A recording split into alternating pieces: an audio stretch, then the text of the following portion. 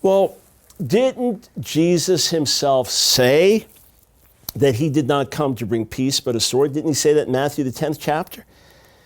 Well, we Jews have felt the edge of that sword for more than 1,500 years. Let's respond to that. Let's respond to that.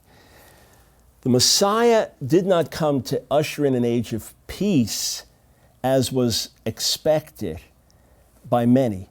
Many traditional Jews say that's why he can't be the Messiah. We covered that objection earlier.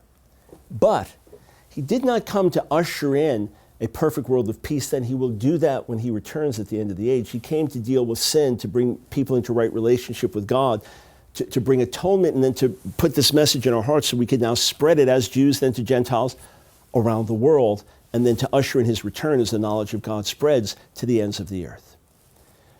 You say, yeah, it is. He said he came to bring a sword. He's talking about the sword of division. He was talking about the sword of division and only the sword of division, as he then goes on to explain in Matthew, the 10th chapter, saying, I'm talking about division within the family, that my coming into the world will bring division. What happened on Mount Sinai when God spoke? God spoke to our people. In Exodus, the 20th chapter, he speaks the 10 words, 10 commandments from the mount. We hear his words. We're terrified that we're going to die. We ask Moses to speak to us because we can't hear these words any longer. Correct? And then what happens? Then what happens? Moses goes on the mountain for 40 days. The nation turns to idolatry. Moses comes down from the mountain, says, who's on the Lord's side? The tribe of Levi comes over there. And he says, well, now go and execute Yahweh's justice, basically, and they kill over 3,000 of their fellow Israelites. That's what happened when God spoke to our people. That's what happened when he gave us the law, the 10 commandments, immediately 3,000 dead.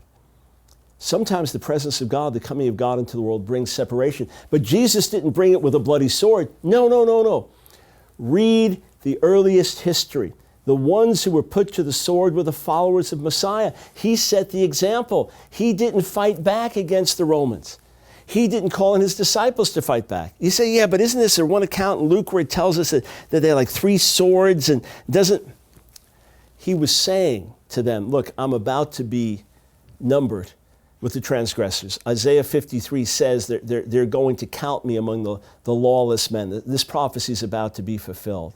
So we need some swords among us, so we look like transgressors. We've got 3. Is that all right? He said, enough. In other words, no, I don't mean we're literally taking up swords here. He was speaking metaphorically. And the fact is, it's going to take more than 11 men with 3 swords to go to war against Rome. Everywhere he repudiates violence with the sword.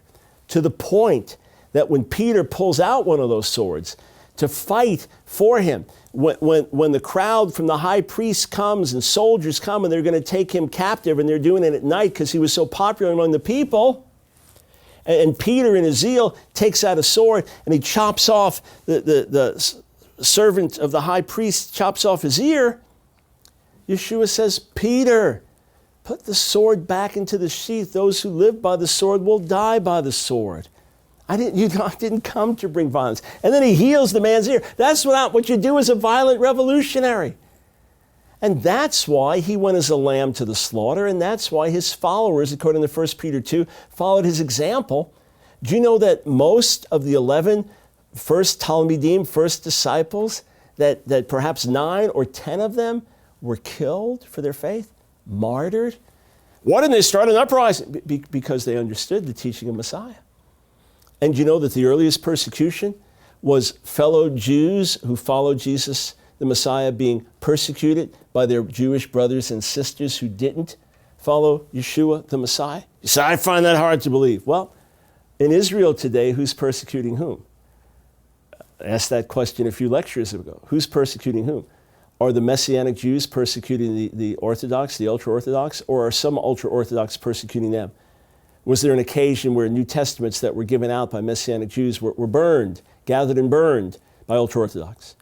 Was there an ultra-Orthodox Jewish terrorist? No, I don't blame all ultra-Orthodox Jews for this. But was there an ultra-Orthodox Jewish terrorist just found guilty of trying to kill Messianic Jews? Guilty of blowing up a young Messianic Jewish man who miraculously survived. So I'm saying that's the way it was at the beginning. And that's why you don't see in countries like America, which profess to be predominantly Christian, you don't see them killing Muslims. And you see them giving Muslims freedom of religion. And yet in Islamic countries, it's the reverse. There's no freedom of religion for Christians, say in Saudi Arabia. And if a Saudi Arabian Muslim converts to Christianity, his own family can put him to death. And it would be considered honorable. The point I'm making is that the religion that Yeshua taught was anything but violent with the sword. No, it's we, followers of Yeshua, who have experienced the sword. And the Christians, so-called Christians, who took up the sword against our fellow Jews in times like Crusades and Inquisitions, were denying the faith as they did it and denying everything Yeshua taught. He said, pray for those that hate you. Bless those who persecute you. Pray for them. Paul said, if your enemy's hungry, feed him. If he's thirsty, give him something to drink. Romans 12, quoting Proverbs 25. He says, overcome evil with good. That's the way of Yeshua. And that's why he wept over Jerusalem, saying, if only you had understood the purpose of my coming.